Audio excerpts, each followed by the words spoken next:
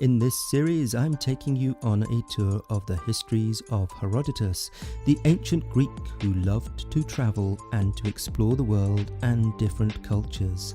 He wrote around the year 450 BC.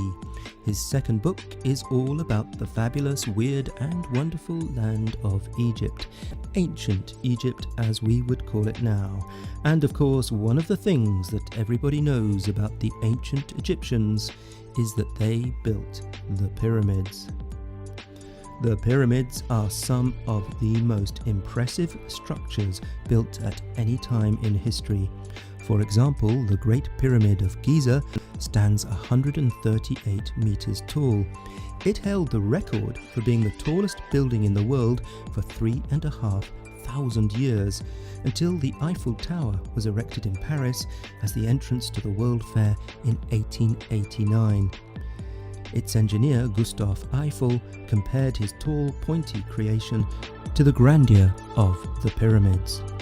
And the Egyptian pyramids were a true marvel of ancient engineering. Each side of the Great Pyramid of Giza rises at an angle of 51.3 degrees and is aligned almost exactly with true north, south, east and west. The Great Pyramid was just as famous in ancient times as it is now, and is the only wonder of the 7 wonders of the ancient world to survive to the present day. All the others, including the Hanging Gardens of Babylon, the Temple of the Goddess Artemis at Ephesus, and the Lighthouse of Alexandria, are now turned to dust.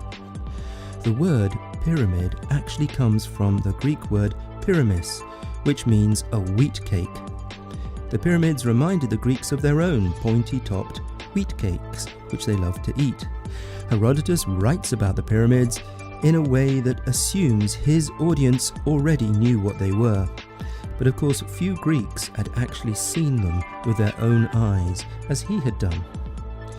Any visitor who gazes upon the pyramids must wonder how they could possibly have been made by a civilization without hydraulic cranes, bulldozers and steel girders, and all the rest of technology that goes into erecting, say, skyscrapers. In fact, quite a few people have concluded they must have been made by aliens or gods or superheroes. But Herodotus tells us they were built by human effort and suffering.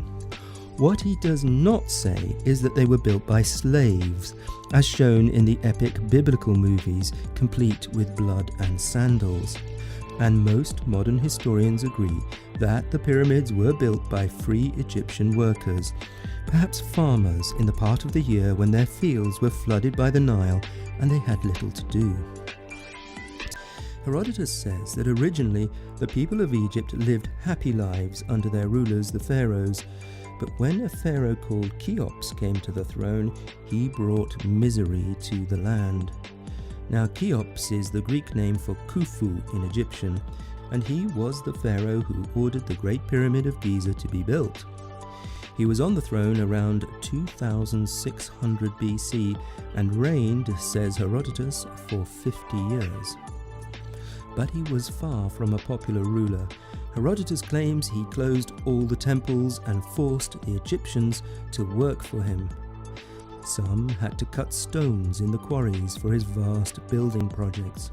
Some had to bring the stones in boats along the River Nile, and others had to build in the burning sun.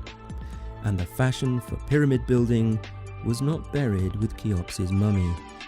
Herodotus reports that for 106 years Egypt was a sad place, while the pyramids were built and the temples were not open. The Egyptians he met hated the memory of those kings who built the pyramids so much that they would not utter their names, and called the pyramids after the shepherd Philetus, who previously pastured his flocks of sheep where they now stood. The first great project of King Cheops, or Khufu, which took 10 years to complete, wasn't in fact a pyramid. It was to lay a broad road from the River Nile to the site where he planned his pyramid. Herodotus says the royal road was paved with polished stones and that statues stood along its sides all the way. Just building the road was a huge accomplishment. In addition to the road, a canal brought water from the River Nile so that the pyramid could be protected by a moat. The pyramid itself took 20 years to build. It was made in steps and its sides are like stairs. Herodotus says that wooden machines lifted up great stones one step at a time. The description makes sense at least, and so it is kind of odd when he then states that they made the pyramids from the top down. It's rather fun to imagine the highest point of the pyramid floating in the air and the other stones being placed beneath it. But what he must have meant was that when the structure had been built, the final outer layer of polished stone was added from the top down. An inscription on the pyramid told visitors how much money had been spent on the food for the builders. Apparently they lived on a diet of radishes, onions and garlic, and the cost of feeding them over 20 years was 1,600 talents of silver. By my calculation, that makes 450 tons of silver in modern money, which would buy an awful lot of radishes even today. The pyramids were built as tombs for the mummified pharaohs, along with many beautiful and precious possessions that were placed inside. Later pharaohs were buried in underground tombs, presumably to hide them from grave robbers, or maybe because building the pyramids involved too much cost and misery. The most famed collection of elaborate royal tombs, the Valley of the Kings, lies further south along the Nile, near the site now called Luxor, or ancient Thebes. But Herodotus says that the pyramids were far from the only wonders in northern Egypt, near the city of Memphis. There were wonders in his day even more wonderful than the wonders of the pyramids. He visited a vast maze or labyrinth near the city of the crocodiles, and if he had not had a guide, he might never have found his way out. He tells us that the maze was intricate and windy and full of carvings and statues. It was made of 12 roofed courts with doors facing each other, and there were 3,000 rooms, 1,500 above the ground and the same number under the ground. He visited the above-ground maze, but his guide refused to show him the labyrinth in the basement because kings and sacred crocodiles were buried down there. The labyrinth was described by Roman writers later on, but does not exist to this day.